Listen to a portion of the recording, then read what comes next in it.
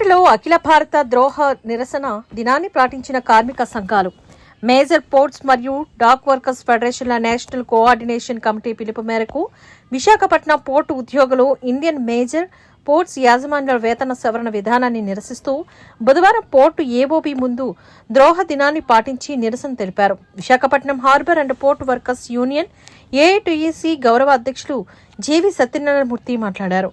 2022 జనవరి నుంచి అమల్లో వచ్చే మేజర్ పోర్ట్స్లోని క్లాస్ సి&డి ఉద్యోగుల వేతన సవరణ పరిష్కారాన్ని వెంటనే ముగించాలని డిమాండ్ చేస్తున్న యాజమాన్యాలు నిమ్మకు నీరెత్తినట్లు వ్యవహరిస్తున్నారని దుయ్యబట్టారు. ఇప్పటికీ 27 నెలల వ్యవధిలోని 8 దఫాలు చర్చలు జరిగిన పురోగతి లేదని అన్నారు. మార్చిన తర్వాత ఈరోజు ఏమి చేయబోతున్నారన్నది మన వేతన ఒప్పందంతోనే తెలుస్తూ ఉంది. ఇప్పుడు మన నినాదాలు ఇచ్చినప్పుడు చూసాం. బోనస్ వరుసగా 3 సంవత్సరాల నుంచి అడ్వాన్సే ఇస్తున్నారు తప్ప స్పష్టంగా ఏ సంవత్సరానికి ఎంత బోనస్ మీకు రావాలి వచ్చి ఇదిగో ఇది వస్తుంది ఇది ఇస్తున్నామని చెప్పనే పద్ధతుల్లో ఎప్పుడు చేయలే. వేతన ఒప్పందం మీద ఎన్ని రకాల కప్పగింతలు వేశారో యాజమాన్యం మనం చూస్తూనే ఉన్నాం. ఏదో ఒక పద్ధతుల్లో ఇప్పుడు దాకా ఏ పద్ధతులు అయితే జరుగుతున్నాయో జరిగిన అదే పద్ధతిలో జరపమని చెప్పని ఫెడరేషన్స్ అన్ని అడిగితే అలా కాదు మేము ఏదో 3% మాత్రమే పెంచుతాం అని చెప్పని అన్నారు. దాని మీద ఇక్కడ సమావేశం జరిగినప్పుడు ఏదో దయతలిచి 4% ఇస్తామని చెప్పని చెప్పారు.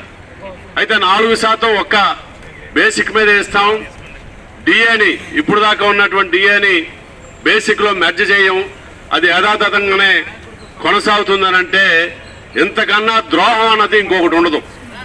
కార్మిక వర్గానికి ద్రోహం చేయాలనేటటువంటి ఉద్దేశం స్పష్టంగా యాజమాన్యాల్లో కనిపిస్తుందని చెప్పన్నది మనకి స్పష్టం అవుతుంది. ఎక్కడ ఖాళీల్లోని భర్తీలు చేయట్లా. అలాగని పోర్టు హ్యాండిల్ చేసే కార్గో ఏమైనా తగ్గుతుందా అని అంటే కార్గో ప్రతి సంవత్సరం పెరుగుతూ ఉంది. అంటే ఇప్పుడున్నటువంటి కార్మికుల మీద వర్క్ లోడ్ పెరుగుతోంది, పని భారం పెరుగుతూ ఉంది. దాంతోపాటు క్యాజువల్ లేకపోతే పూల్ కార్మికులు వాళ్ళు కూడా కష్టపడితేనే ఈ పద్ధతిలో పోర్టులు కార్గోని మరింతగా ఎక్కువ హ్యాండిల్ చేయగలిగేటటువంటి పరిస్థితి వస్తూ ఉంది. ఒక విధంగా కరోనా కాలంలో కూడా ప్రాణాలను పణంగా పెట్టి పోర్టుల ద్వారా, ఎందుకంటే ఎక్కడ రవాణా ఆగిపోలా, పోర్టులన్నీ కూడా పనిచేసాయి. వీటికి మినహాయింపు కూడా ఇచ్చారు. కార్మికులు వచ్చి పని చేశారు.